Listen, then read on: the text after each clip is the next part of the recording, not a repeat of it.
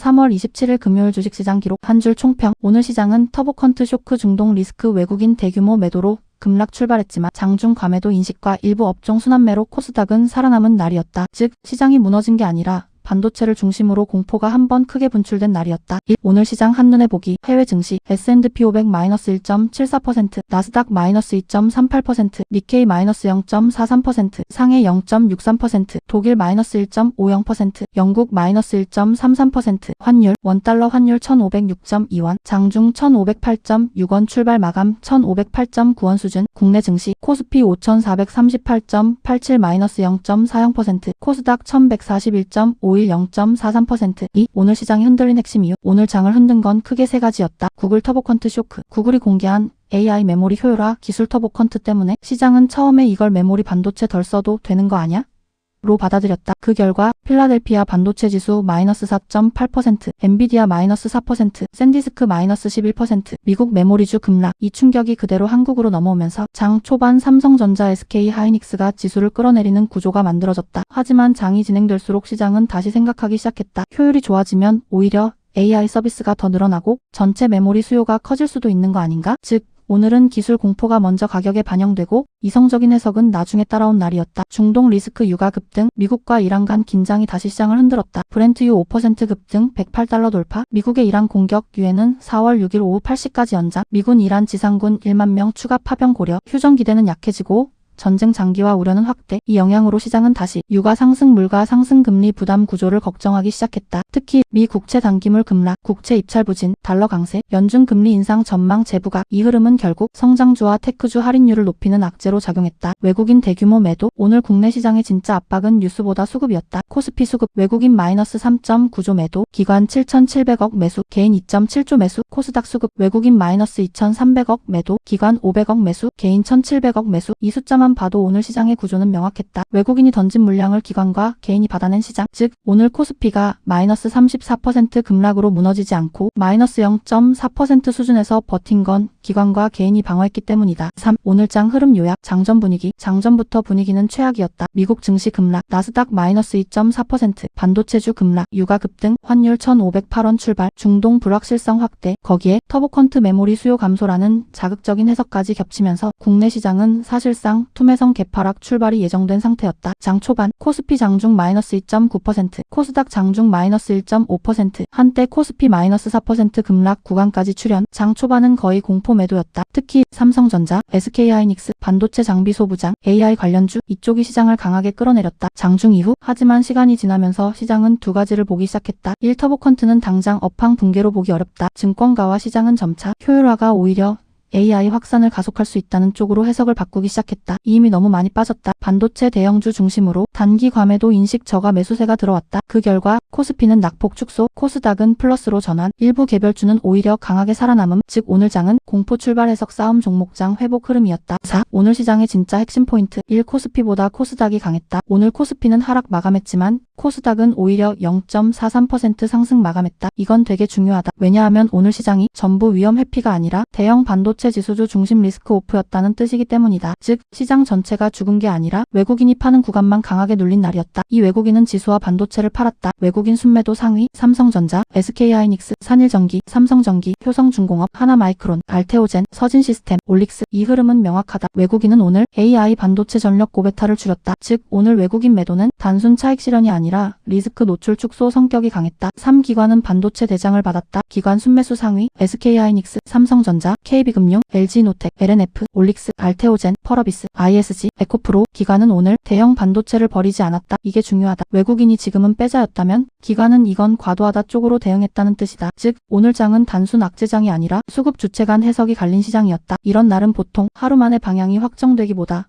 다음 주 초까지 확인 과정이 이어진다. 5. 오늘 강했던 종목 테마. 호텔신라, 이부진 200억 자사주 매입, 12% 급등. 이건 시장이 불안할수록 더 잘 보이는 재료다. 오너가 직접 산다는 건 시장이 가장 좋아하는 신호다. 오늘처럼 지수 흔들리는 날에 이런 종목이 강하게 반응했다는 건 시장이 아직 개별 재료를 살 여력은 남아있다는 뜻이다. 펄어비스, 붉은 사막 300만 장 돌파, 15%대 급등. 오늘 같은 장에서 이런 게임주 강세는 시장 전체보다 확실한 개별 모멘텀에 돈이 붙는다는 걸 보여줬다. 즉 지금 장은 대세장보다 재료 확실한 종목장이다. LG노텍 AI 수혜기대 목표가 상향 5%대 상승. 이건 오늘 시장에서 꽤 의미 있었다. 반도체 전체가 무너질 때 AI 밸류체인 안에서도 다시 선별이 시작됐다는 신호이기 때문이다. 즉 앞으로는 그냥 AI니까 오른다가 아니라 실적 연결 가능한 AI 수혜주만 산다 쪽으로 시장이 더 예민해질 수 있다. 6. 오늘 눈여겨볼 추가 포인트. 외국인은 지난달에도 이미 19.6조 순매도. 오늘만 외국인이 판 게 아니다. 이미 지난달 외국인은 국내 주식을 19.6조 순매도했고 이는 역대 최대 수준이었다. 즉 지금 시장은 단순 하루짜리 쇼크가 아니라 이미 외국인 자금이 한국 증시에서 한 발씩 빼고 있는 흐름 위에 올라탄 상태다. 그래서 앞으로 시장을 볼 때는 지수보다도 외국인 복귀 여부를 더 중요하게 봐야 한다. 원달러 1,500원대 고착화는 부담. 환율이 계속 1,500원대에 머물면 외국인 입장에서는 한국 시장이 덜 매력적이다. 왜냐하면 주가가 올라가도 환차손으로 수익이 깎일 수 있기 때문. 즉 지금 국내 증시 반등의 가장 큰 발목은 사실 실적보다 환율일 수 있다. 유가 108달러는 시장 전체 밸류에이션 압박. 브렌트유 108달러는 그냥 숫자가 아니다. 이건 곧 물가 부담, 금리 부담, 소비 부담, 기업 마진 부담으로 이어진다. 즉 유가가 여기서 더 올라가면 지금 시장은 단순 반도체 이슈가 아니라 전체 증시 할인율이 다시 높아지는 국면으로 갈 수 있다. 7. 오늘 시장을 한 문장으로 정리하면 오늘은 반도체가 무너진 날이 아니라 반도체를 팔명분이 시장에 생긴 날이었다. 이 차이가 중요하다. 진짜 업황 붕괴라면 오늘처럼 코스닥이 버티고 기관이 하이닉스 3점 받아내고 개별주가 살아남는 장은 잘 안 나온다. 그래서 오늘은 추세 하락 확정이라기보다 공포 테스트에 더 가까운 장이었다. 8. 월요일 주식시장 이렇게 준비하면 됩니다. 시장을 흔들 세 가지 시나리오 총정리. 그래서 월요일 시장은 어떻게 될까? 그런데 중요한 건 주식시장은 마치는 게임이 아니라 어떤 경우가 나와도 대응할 수 있게 준비하는 게임이라는 점입니다. 그래서 오늘은 월요일 시장을 준비할 수 있도록 가장 가능성 높은 세 가지 시나리오를 논리적으로 정리해드리겠습니다. 먼저 지금 시장이 흔들리는 이유부터 짚고 가겠습니다. 현재 시장을 흔드는 핵심은 딱 네 가지입니다. 첫 번째 중동 리스크입니다. 미국과 이란 갈등이 이어지면서 국제유가가 다시 급등했고 전쟁이 길어질 수 있다는 불안이 커졌습니다. 두 번째 환율입니다. 원달러 환율이 다시 1,500원대까지 올라오면서 외국인 입장에서는 한국 시장에 들어오기 부담스러운 환경이 됐습니다. 세 번째 구글 터보컨트 이슈입니다. AI 메모리 효율화 기술이 공개되면서 시장에서는 메모리 반도체 수요가 줄어드는 거 아니냐는 공포가 먼저 반영됐습니다. 네 번째 외국인 매도입니다. 이미 지난달 외국인은 국내 주식을 19조 넘게 팔았고 최근에도 반도체를 중심으로 강한 매도세를 이어가고 있습니다. 즉 지금 시장은 단순히 종목 하나가 빠지는 장이 아니라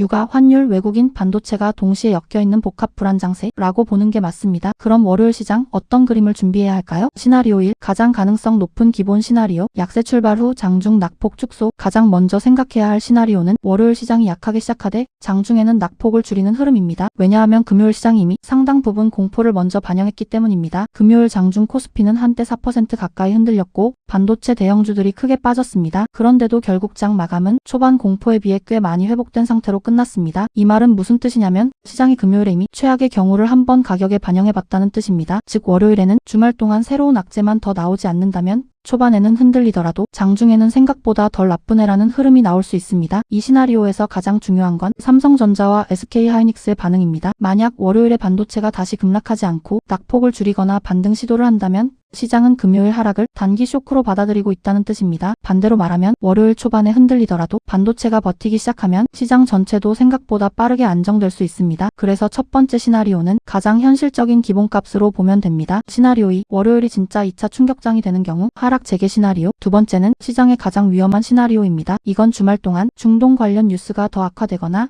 국제유가가 다시 크게 튀고 환율까지 더 오를 때 열리는 시나리오입니다. 이 경우 월요일 시장은 금요일보다 더 힘든 장이 될 수 있습니다. 왜냐하면 지금 시장은 단순히 주가만 흔들리는 게 아니라 유가가 오르면 물가 부담이 커지고 물가 부담이 커지면 금리 부담이 생기고 금리 부담이 커지면 성장주와 반도체가 더 눌리는 구조로 연결되기 때문입니다. 즉 유가와 환율이 동시에 튀면 시장 입장에서는 할인율이 다시 높아지는 장이 됩니다. 이 시나리오에서 제일 중요하게 봐야 할 건 외국인 수급입니다. 만약 월요일에도 외국인이 삼성전자와 SK하이닉스를 중심으로 또다시 대량 매도에 나선다면 금요일의 하락은 단순한 패닉이 아니라 추세 하락의 연장선으로 해석될 수 있습니다. 이 경우에는 반도체뿐 아니라 대형주 전반이 다시 눌릴 가능성이 높고 상대적으로는 에너지, 방산, 전쟁 수혜주 쪽만 강하고 대부분의 종목은 눌리는 전형적인 리스크 오프 장세가 나올 수 있습니다. 즉 두 번째 시나리오는 한마디로 정리하면 이겁니다. 월요일이 공포 확인장이 되는 경우입니다. 시나리오 3. 의외의 반등 시나리오. 과매도 복원 쇼커버 장세. 세 번째는 생각보다 많은 투자자들이 놓치는 시나리오입니다. 바로 월요일에 오히려 강한 반등이 나오는 경우입니다. 이게 왜 가능하냐면 지금 시장은 너무 빠르게 한쪽으로 쏠렸기 때문입니다. 특히 금요일 시장은 반도체에 대한 공포가 한꺼번에 쏟아지면서 터보컨트 메모리 마무리 끝났다는 식으로 조금 과하게 반응한 면도 있었습니다. 그런데 시장은 늘 그렇습니다. 너무 급하게 공포를 반영한 날 뒤에는 생각보다 빠른 반등이 나오는 경우도 많습니다. 만약 주말 동안 전쟁 뉴스가 더 나빠지지 않고 유가가 진정되고 미국 선물도 안정적이고 반도체에 대한 공포가 조금 완화된다면 월요일에는 오히려 가장 많이 빠졌던 반도체가 반등의 선봉이 될 가능성도 있습니다. 이 경우는 쇼커버와 저가 매수가 동시에 붙는 장이 될 수 있습니다. 다만 여기서 중요한 건 이 반등을 너무 큰 의미로 해석하면 안 된다는 점입니다. 이건 모든 게 해결됐다가 아니라 너무 많이 빠진 공포를 하루 정도 되돌리는 반등일 가능성이 높기 때문입니다. 즉 이런 반등이 나오더라도 진짜 반등인지 확인하려면 결국 외국인 매도가 줄어드는지 환율이 안정되는지 유가가 진정되는지 이 세 가지가 같이 확인돼야 합니다. 그래서 세 번째 시나리오는 가능성은 열어두되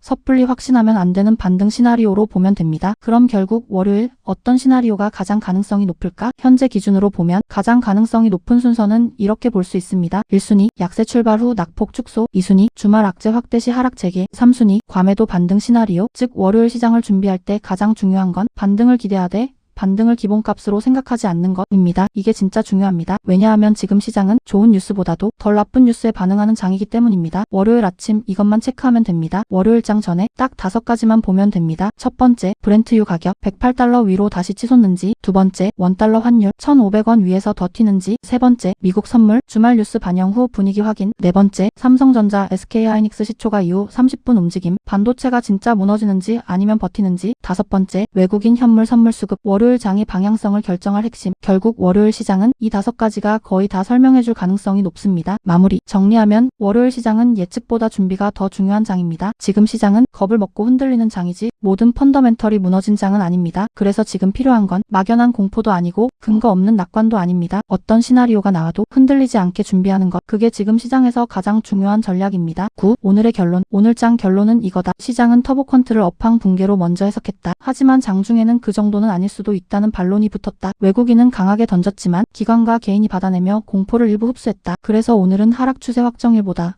해석 충돌이 일어난 날에 더 가깝다. 즉 지금은 겁먹고 던질 자리보다 무슨 이유로 빠졌는지 구분해야 하는 자리다. 한 줄 마무리. 오늘 시장은 무너진 게 아니라 겁먹은 거였다. 그리고 겁먹은 시장은 생각보다 빨리 되돌릴 때가 많다. 전설적인 투자자 한마디.